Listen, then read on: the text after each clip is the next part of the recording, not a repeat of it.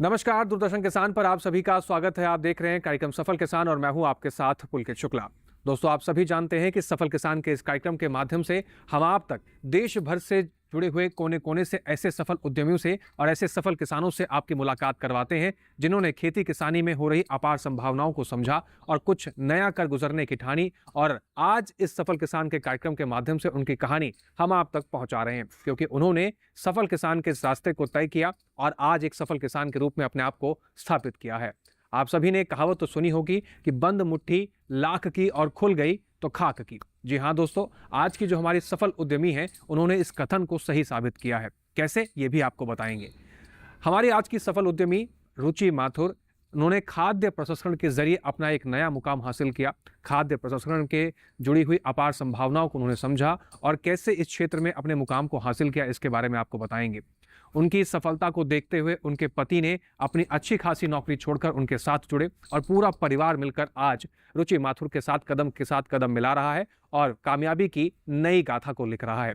तो इस कामयाबी की गाथा को जानते हैं और जानते हैं कि कैसे रुचि माथुर ने इस सफर की शुरुआत करी और आज वो कहां पर हैं। शुरुआत करते हैं कार्यक्रम सफल किसान की।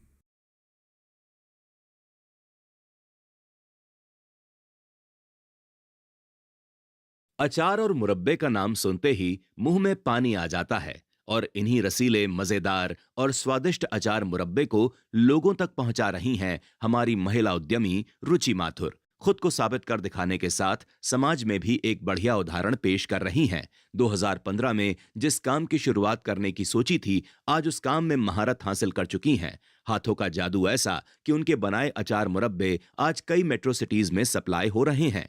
रुचि का कहना है कि उनके हाथों में उनकी मां के हाथ का जादू है, जिसे निखारा केवी के उज्वा और पूसा के वैज्ञानिकों से मिली ट्रेनिंग ने। कैसे खाद्य प्रसंस्करण की शुरुआत उन्होंने की और किस तरह से उनकी राह आसान होती चली गई, सुनिए रुचि से। मेरा स्टार्टअप है डिवाइन बाइट के नाम से। यहाँ पर हम प्रयागराज की बहुत खूबसूरत डेलिकेसीज़ लेकर के आए हैं और मेरा जन्म इलाहाबाद में हुआ, मैं पली बड़ी वहीं पर ही। और मेरी माँ की ट्रेनिंग मुझे इतनी अच्छी मिली कि उन्होंने जो कुछ भी सीखा था, जो कुछ उन्हें आता था, सब कुछ उन्होंने मुझे सिखाया। खाना बनाना सिखाया, अचार बनाना सिखाया। तो मेरे हाथों में मेरी माँ का स्वाद है।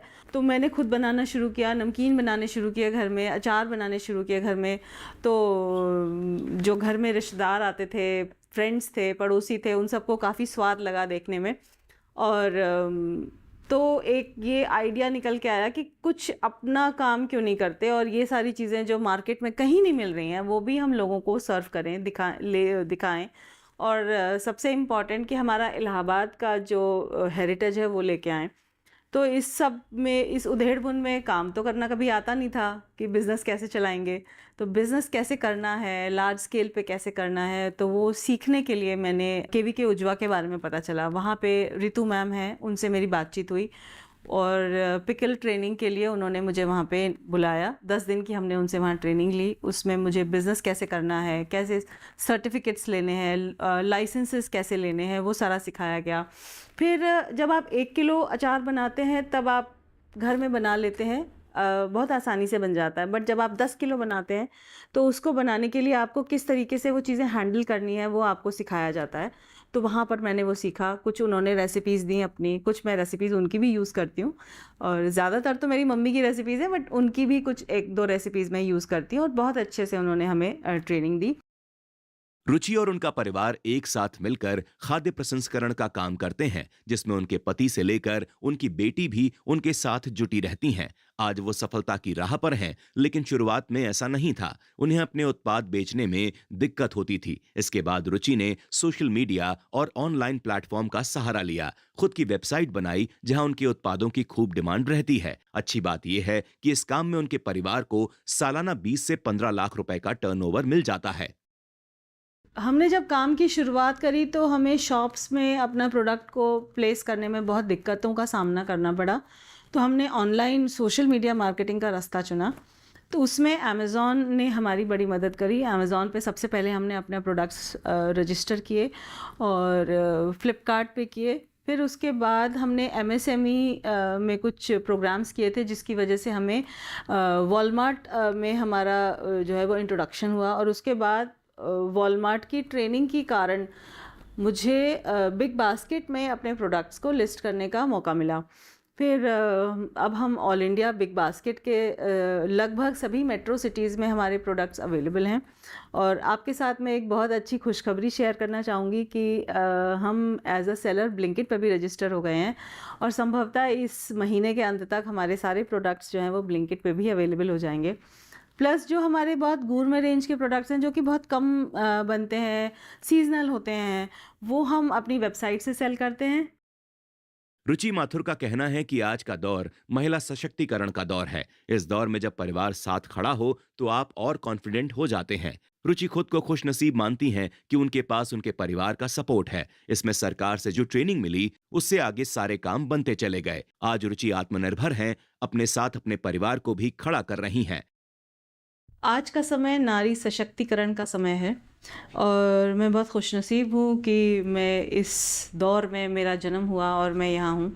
पहले के समय में तो मेरी माँ के समय में तो कभी उनको सपोर्ट नहीं मिला घर से कि वो बाहर निकल करके अपना नाम कमा पाएँ, नाम बना पाएँ, दुनिया को अपने बारे में, अपनी होशियारी के बारे में बता पाएँ। मेरे पास मेरे घर का, मेरे फैमिली का सपोर्ट है, हस्बैंड का सपोर्ट बहुत अधिक है। अगर उनका सपोर्ट ना होता तो शायद मैं इस लायक ना होती कि मैं आप लोग मुझे देख रहे होते, मैं किसी को अपने बारे में बता पाती। मेरी जो भी स्किल्स हैं, जो कुछ भी मुझे आता है, घर के चार दीवारी के बीच में ही रह जाता।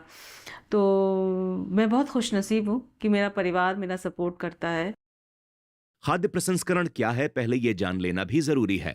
दरअसल ये एक प्रक्रिया है जिसमें कच्चे माल के उत्पादन से लेकर अंतिम उत्पाद तक खाद्य तैयारी के सभी चरण शामिल होते हैं। इसमें छीलना, काटना और पकाना जैसी सरल तकनीकों से लेकर पाश्चुरीकरण और किण्वन जैसी तकनीक तक शामिल होती हैं। हमारी महिला उद्यमी रुचि माथुर का अचार और मुरब्बा बनाना खाद्य प्रसंस्करण की प्रक्रिया का ही एक हिस्सा है। खाद्य प्रसंस्करण का मकसद खाद्य उत्पादों को सुरक्षित, सुविधाजनक और लंबे समय तक टिकाऊ बनाना होता है। साथ ही इनके स्वाद और पोषण मूल्य में भी बढ़ोतरी करना होता है।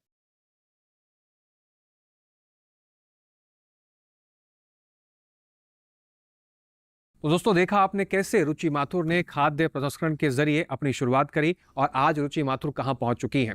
आगे बढ़ेंगे कार्यक्रम में, लेकिन उससे पहले यहां वक्त हो गया छोटे से ब्रेक का। ब्रेक के उस पार आपको हम बताएंगे कि कैसे रुचि माथुर की दादी, उनकी नानी और उनकी मां ने उनको एक स्पेशल विधि बताई जिसके जरिए वो तरक्की के नए रास्ते को चुन चुकी हैं और आगे बढ़ रही हैं। यहाँ लेते हैं एक छोटा सा ब्रेक। आप बने रहें, देखते रहें कार्यक्रम सफल के साथ।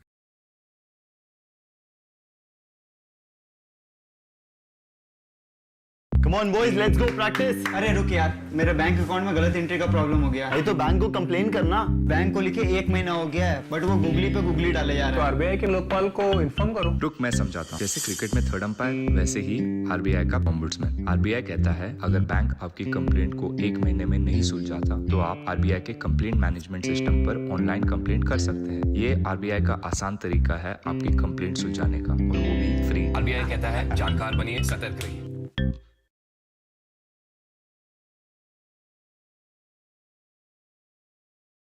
ब्रेक के बाद एक बार फिर से आप सभी का स्वागत है। कार्यक्रम को आगे बढ़ाते हैं और एक बार फिर से रुक करते हैं अपनी सफल उद्यमी रुचि माथुर का और उनकी जुबानी जानते हैं कि उन्होंने इस सफर में क्या कुछ देखा और कैसे वो आगे बढ़ रही हैं और साथ ही उनके परिवार ने कैसे उनका साथ निभाया।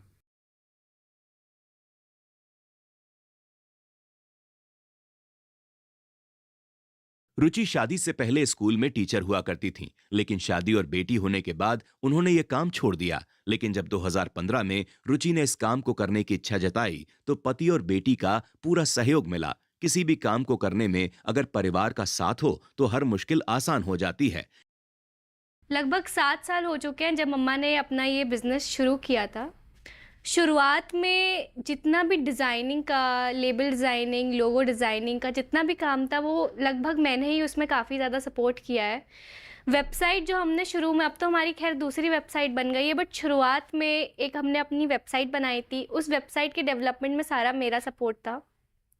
धीरे धीरे आगे बढ़ते बढ़ते मुझे भी अपना टाइम काफ़ी कम दे पाती थी, मेरी पढ़ाई, मेरे एग्ज़ाम्स की वजह से।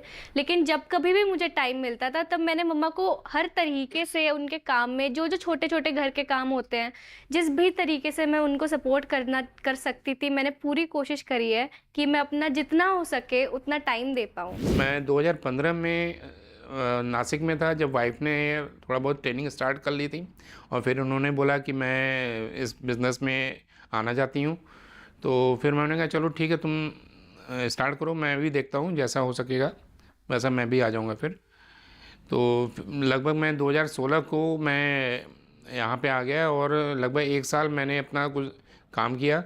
फिर इनके साथ मैं 2017 में इन्वॉल्व हो गया पूरे 100%। और आज की डेट में मैं इनके साथ मिलके बिज़नेस को बढ़ाने की कोशिश करता हूँ और कंटिन्यूस कर रहा हूँ। और मैं जितनी भी आउटसाइड एक्टिविटी होती है उसमें इन्वॉल्व होता हूँ, जैसे परचेजिंग है, मार्केटिंग है and as well as accounts है, इनवॉइस जनरेटिंग एक्टिविटीज़ है। ये सब में हम इनको सपोर्ट करते हैं और मिलके ये बिज़नेस हम आगे बढ़ा रहे हैं। और आई एम वेरी प्राउडफुल कि वाइफ के साथ वाइफ का काफ़ी अच्छा नाम हो रहा है और मैं चाहता हूँ कि ये दिन पर दिन अच्छे तेज़ी से प्रगति करें। आज रुचि के बनाए अचार मुरब्बे इतने प्रचलित हो गए हैं कि आसपास के लोग तो छोड़िए, दूसरे राज्यों तक से उनके उत्पादों की डिमांड आती है। रुचि अपने परिवार के साथ मिलकर जो उत्पाद तैयार करती हैं उसमें इच्छा शक्ति और लगन, ये 2 चीजें बहुत जरूरी हैं। स्वाद तो अपने आप ही आ जाएगा। बाजार में मिलने वाले अचार और मुरब्बे कई बार लोगों को पसंद नहीं आते हैं, लेकिन जिस तरीके से रुचि इसे तैयार करती हैं वो अब लगातार डिमांड में आ रहा है। तो ये आज हमने आंवले का अचार बनाया है। तो इस आंवले के अचार को बनाने के लिए सबसे पहले आप बिना दाग वाले साफ़ बड़े बड़े आंवले बाज़ार से लाएं और आंवले को पहले तो उबालें। उबालने से आंवला थोड़ा सॉफ्ट हो जाएगा और गुठली निकालने में आसानी होगी। इसकी गुठली जो है वो खाने में बहुत अच्छी नहीं लगती है, तो और आप जब बॉटल में भरेंगे तो वो उसकी क्वांटिटी भी आंवले की कम हो जाती है, जिसकी वजह से आप गुठली निकाल दें तो मसाला भी अंदर तक अच्छी तरह मिल जाएगा। तो आंवले को गुठली फोड़ने के बाद, ये हमने सारी इसकी गुठली फोड़ करके इसका अचार बनाया है। तो गुठली फोड़ने के बाद आप नमक डालेंगे। इसमें जो नमक की मात्रा होगी वो 1 किलो में 100 ग्राम नमक इसमें डाला जाता है। तो ये नमक है हमने इसमें, ये चूँकि ये 300 ग्राम ये 3 किलो आंवला था तो हमने इसमें 300 ग्राम नमक डाला है। नमक डालने के बाद इसमें मेथी डलेगी। मेथी हमने भून करके पीस के रखी हुई है। ये देखिए, ये भुनी हुई और पिसी हुई मेथी है, दरदरी पिसी हुई मेथी है। बहुत महीन पाउडर करने की आवश्यकता नहीं है, बट आप मेथी को भूनें ज़रूर। भूनने से 2 फ़ायदे होते हैं कि एक तो उसमें अगर कोई ज़रा सा भी कहीं कीड़ा या सीलन होगी तो वो निकल जाएगा। दूसरी बात ये कि भूनने से मेथी का स्वाद बहुत बढ़ जाता है। तो इसमें मेथी 20 ग्राम 1 किलो के हिसाब से पड़ेगी, तो इसमें मैंने 60 ग्राम के आसपास जो है वो मेथी डाली है। राई इसमें ज़्यादा पड़ती है क्योंकि राई से खट्टा चढ़ता है, तो आप इसमें राई 30 ग्राम 1 किलो के हिसाब से डालें तो इसमें 90 ग्राम राई लगभग अंदाज से डाली गई है। और ये है सौंफ। ये सौंफ को भी हमने पहले भूना है और भूनने के बाद फिर दरदरा हमने इसको पीसा हुआ है। आप ये देखिए, ये दरदरा पिसा हुआ है। कुछ इसमें कहीं कहीं दाने दिख रहे हैं और कहीं कहीं इसमें जो है वो पाउडरी सा है। तो इसकी भी जो है वो भूनने के बाद जो है वो गुणवत्ता काफ़ी बढ़ जाती है, स्वाद काफ़ी इन्हांस हो जाता है। स्वाद भी इन अचारों में थोड़ा सौंफ का स्वाद अच्छा लगता है, तो आप सौंफ भी 1 किलो में 30 ग्राम के अंदाज से डाल सकते हैं। तो 3 किलो है ये, तो इसमें लगभग अंदाज से 90 ग्राम के आसपास सौंफ पड़ी है। और फिर ये आती है बात मिर्च की। मिर्च, ये जो हमारी मिर्च है ये हमने तेजा यूज़ करी हुई है। तेजा खम्मम मिर्च है, काफ़ी तेज़ होती है, तो इसको हमने 10 ग्राम 1 किलो के हिसाब से डाला है। अगर आपकी मिर्च थोड़ी सी हल्की है तो आप स्वादानुसार डाल सकते हैं।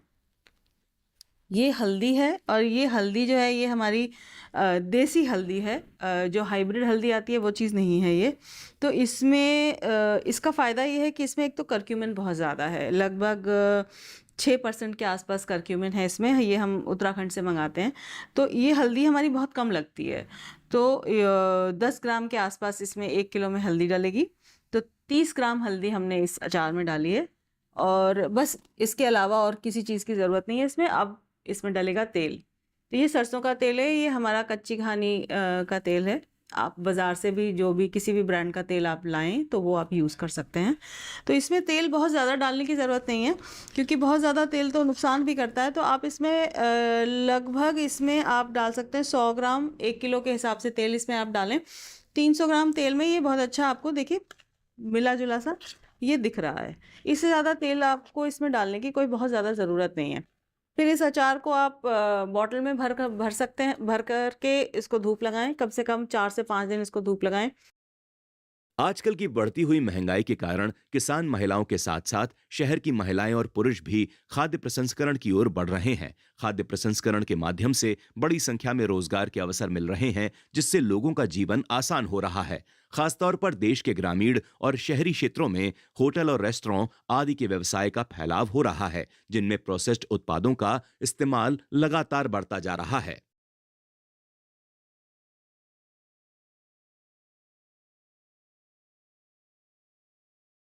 तो देखा आपने कैसे रुचि माथुर के परिवार ने उनके साथ कदम से कदम मिलाकर उनकी कामयाबी की इबारत को गढ़ने में उनकी मदद करी।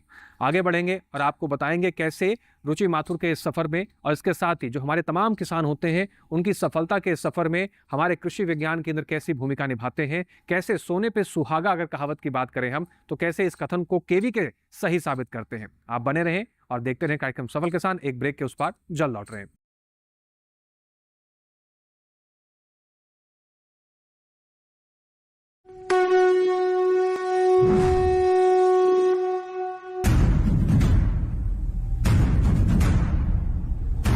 हम पहुंचे हैं हरियाणा के कुरुक्षेत्र के इस गुरुकुल में, जहां प्राकृतिक खेती की हर विधा को बहुत महीन तरीके से समझाया जाता है। इसमें कोई बाहर के इनपुट की जरूरत नहीं है।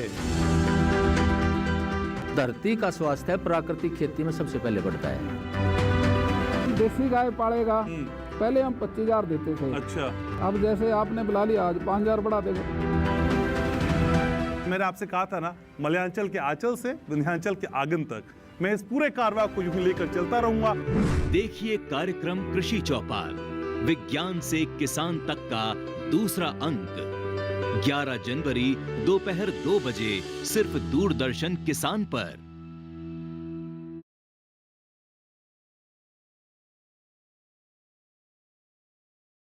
ब्रेक के बाद एक बार फिर से आप सभी का स्वागत है। आप देख रहे हैं कार्यक्रम सफल किसान। आगे बढ़ते हैं और बात करते हैं उन तमाम किसानों के साथ साथ कृषि विज्ञान केंद्र की भूमिका के बारे में। कैसे कृषि विज्ञान केंद्र हमारे किसानों को सफल बनाने में अपनी भूमिका निभाते हैं और कैसे दिन रात एक करके हमारे किसानों के लिए तत्पर काम करते हैं। आइए देखते हैं।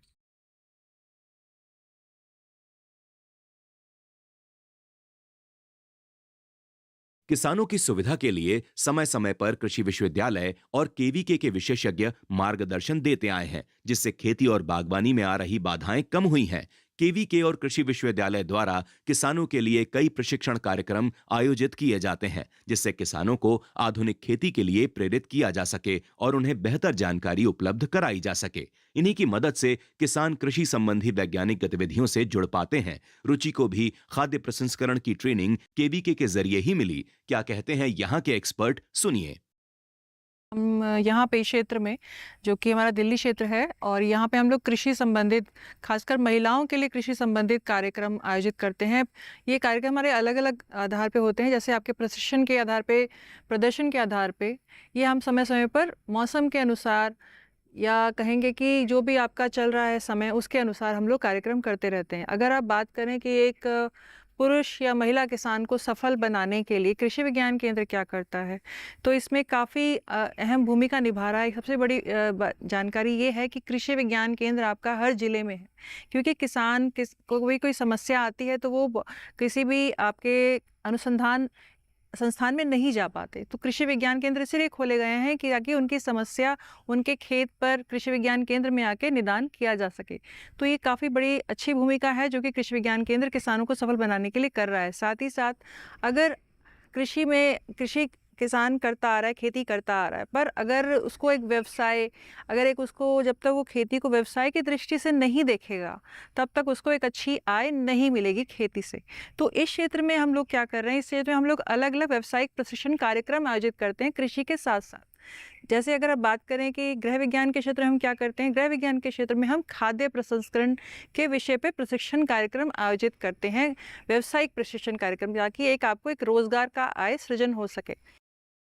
हमारी महिला उद्यमी रुचि माथुर कहती हैं कि पुराने समय में महिलाएं घर से बाहर निकलकर कुछ कर नहीं पाती थीं, लेकिन आज ऐसा नहीं है। एमएसएमई और सिडबी की मदद से रुचि को उनके काम में आसानी हुई। खासतौर पर उनके द्वारा लगाए गए मेले और ट्रेनिंग प्रोग्राम की वजह से रुचि को इस काम को शुरू करने के बाद लाइसेंस वगैरह के लिए भी कहीं भागना नहीं पड़ा। रुचि इसके लिए सरकार और केवी के उज्ज्वा का धन्यवाद अदा करती हैं। आज मैं यहाँ आप सबके सामने खड़ी हूँ, इसके लिए मैं जो हमारी इस समय सरकार है मोदी जी की, उसके बहुत बहुत थैंक यू करती हूँ, बहुत आभारी हूँ, क्योंकि इस सरकार की जो पॉलिसीज़ है उनके कारण हम घर में रहने वाली महिलाएं आज आगे बढ़ पाएँ। मैंने हमेशा अपनी माँ को देखा, बहुत होशियार थी, बहुत ही अच्छा काम था, खाना बनाना हो या सिलाई हो, कभी उनसे अच्छा मैंने आज तक किसी को नहीं देखा। लेकिन वो समय ऐसा था ही नहीं कि वो महिलाएं आगे बढ़ के निकल के घर के बाहर आके कुछ कर पाएँ, अपना एक मार्क बना पाएँ, अपना नाम बना पाएँ। तो मुझे ट्रेनिंग्स मिली, लाइसेंसेस लेने के लिए मुझे कहीं भागना नहीं पड़ा, घर में बैठे मुझे लाइसेंसेस मिल गए, एक एक चीज़ के लिए सपोर्ट मिला। सरकार ने हम लोगों को ट्रेनिंग भी प्रोवाइड करी, मुझे फ्री ट्रेनिंग मिली, फाइनेंशियल ट्रेनिंग मिली, काम करने की ट्रेनिंग मिली, एमएसएमई से पूरा सपोर्ट मिला। एमएसएमई ने फेयर्स ऑर्गेनाइज़ किए, सिड भी फेयर्स ऑर्गेनाइज़ करती है, जिसके कारण हम लोग अपना प्रोडक्ट एटलीस्ट डिस्प्ले कर सकते हैं और उसका कोई भी चार्ज हमें देना नहीं पड़ा। तो हमारे लिए, हमारे जैसे छोटे एंटरप्रेन्योर्स के लिए तो ये बहुत बड़ा सपोर्ट है कि हम लोगों को दिखा सकें, दुनिया को दिखा सकें कि हम काम क्या कर रहे हैं। इतना तो तय है कि खाद्य प्रसंस्करण के जरिए आज हजारों लाखों लोगों को अच्छा रोजगार मिल सकता है। इसके लिए प्रोसेसिंग यूनिट स्थापित की जा सकती हैं। खासतौर पर ग्रामीण इलाकों में तो स्थानीय उपज का इस्तेमाल किया जा सकता है। इससे न केवल ग्रामीण महिलाओं और शहरी महिलाओं को सशक्त बनाया जा सकता है, बल्कि इसके जरिए लैंगिक समानता को बढ़ावा मिलता है।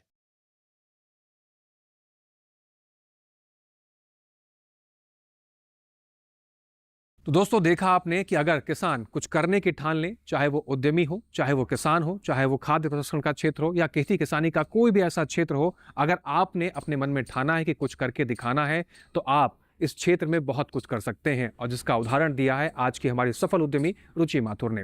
आप भी रुचि माथुर की इस कहानी से प्रेरणा ले सकते हैं, खेती किसानी के क्षेत्र में आगे बढ़कर एक नया मुकाम हासिल कर सकते हैं। उम्मीद करते हैं हमारी इस कहानी से आपको शिक्षा मिली होगी, आपको प्रेरणा मिली होगी। इस तरह की तमाम कहानियों को लेकर हम लगातार कार्यक्रम सफल किसान के माध्यम से आप तक जानकारी पहुंचाते हैं। इसके साथ ही आज के कार्यक्रम सफल किसान में बस इतना ही। उम्मीद करते हैं कि दिखाई गई जानकारियों से आपको लाभ होगा और उचित फायदा भी मिलेगा।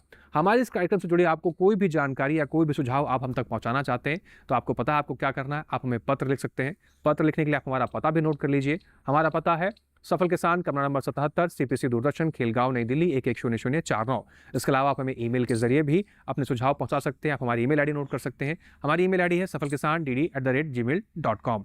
इसके साथ ही आज के सफल किसान कार्यक्रम में बस इतना ही। हम आपसे लेंगे विदा, लेकिन आप बने रहें DD किसान के साथ, सीखते रहें, आगे बढ़ते रहें। हमें दीजिए इजाजत। नमस्कार।